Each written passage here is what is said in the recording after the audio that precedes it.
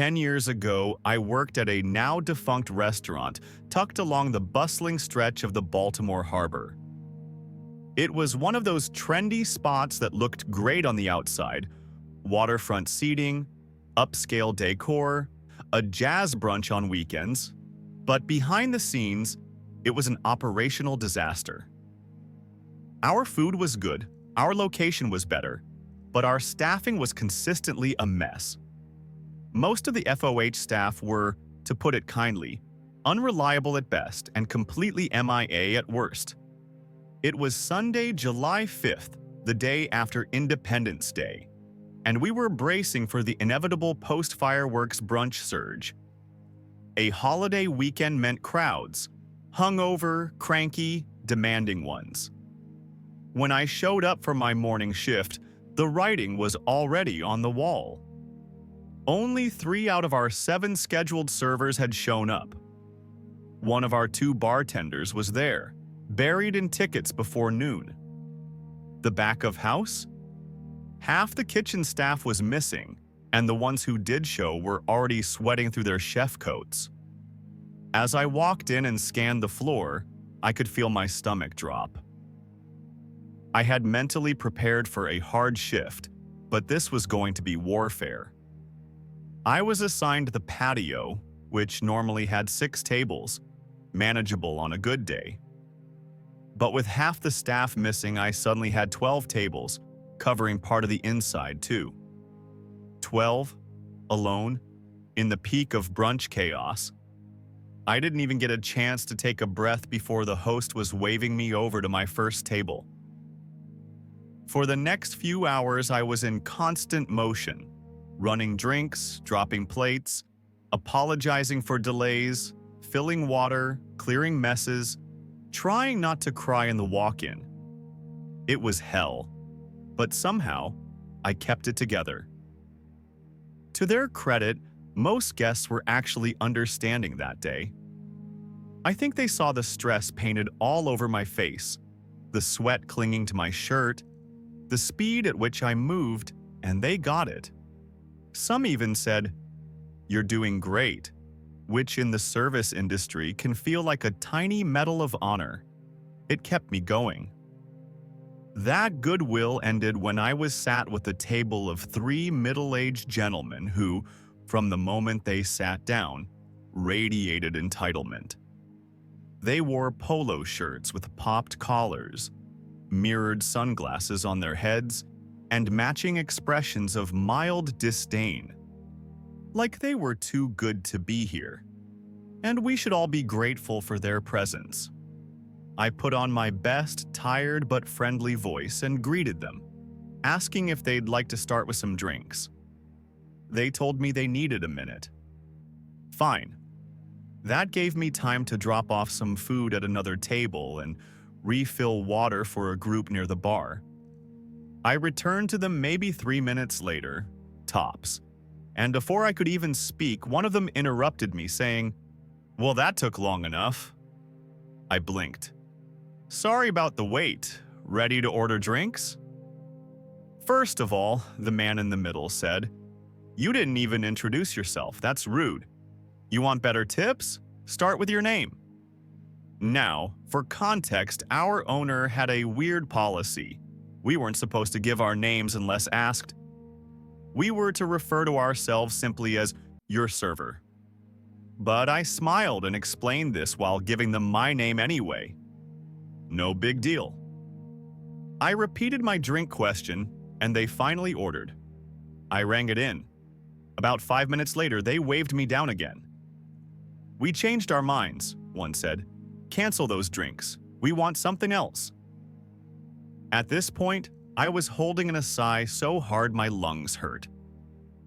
Our one bartender, a miracle worker named Casey, was already deep in the weeds, and now I had to run over and tell her to stop mid-drink because these clowns changed their minds. She gave me the kind of look that could peel paint off a wall. "Are you serious?" she asked, already halfway through shaking a cocktail. I apologized and told her I'd owe her a drink later. She didn't smile. I input the new drink order, then returned to the table to see if they were ready to order food.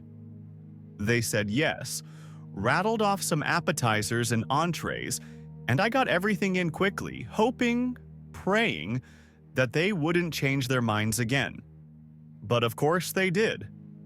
About 5 minutes later, while I was in the middle of taking an order at another table, one of the men walked over to me.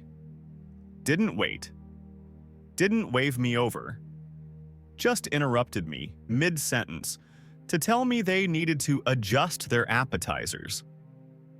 I excused myself from my other table, apologizing profusely, and walked with him back to his table to hear the new list.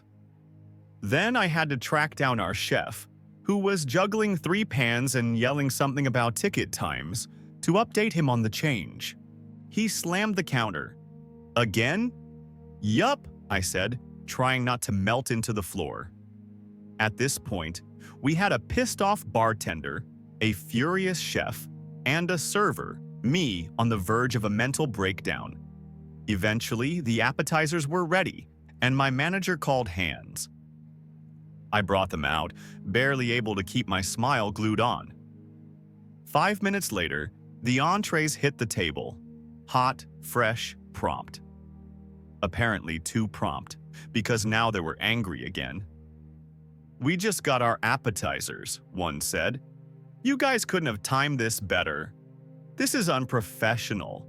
We're not eating this." They demanded the entrees be comped, along with a round of free drinks. I took a deep breath, told them I'd speak to my manager, and relayed the whole situation to her. By now, even she was pissed. She stomped over to the table, had a terse conversation I didn't hear, then came back and told me, "Comp 1 appetizer, that's it." By this point, it wasn't just frustration, it was us versus them. Everyone on staff knew the table. Everyone wanted them gone. I minimized contact with them from that point on, just refilled waters and cleared plates as quietly as possible. Near the end of the meal, one of the men looked me up and down and asked, "So how long have you been doing this?" I told him. He smiled like he was being helpful and said, "You should quit. Seriously, this isn't for you. You're really bad at it." I didn't say anything. I just laughed softly, turned away, and walked back to the POS. I printed their check, dropped it at the table, and told my manager to run the card. I didn't want to interact with them again.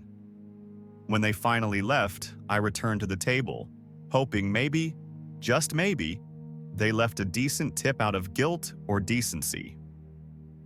Nope. $2 on a $130 bill. It wasn't even the money that stung the most. It was the total disrespect.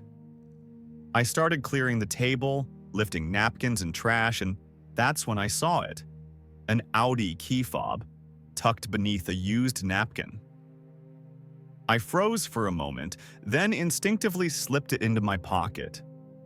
My plan was to turn it into the host stand as soon as I had a free moment, but that moment never really came. A couple hours later, after the rush finally died down, the host got a phone call. It was one of the guys from the table asking if we'd found a key. She told him she hadn't seen one but would ask the server. Then she paused and I saw her eyebrows raise. Later, she pulled me aside and said, "So, the guy said you probably took it, that you look like the type." That's when I snapped. Not outwardly, but something broke inside. I'd been pushed to my limit all day, and now I was being accused of theft by someone who just spent 2 hours treating me like a servant and tipping me like a ghost. I looked at the host and said, "Nope, haven't seen it." And then I walked, calmly, to the back door, stepped outside into the warm summer air, and made my way toward the water. Without hesitating, I pulled the Audi key fob from my pocket and, with one smooth motion, tossed it into the Baltimore Harbor. It made a quiet splash. satisfying, subtle, permanent. Was it petty? Absolutely. Was it unprofessional? Sure. But in that moment, after everything I'd been through that day, it felt like justice. A tiny act of rebellion against a world that, just for a few hours, felt like it had turned completely against me. Not my proudest moment. But damn, it felt good.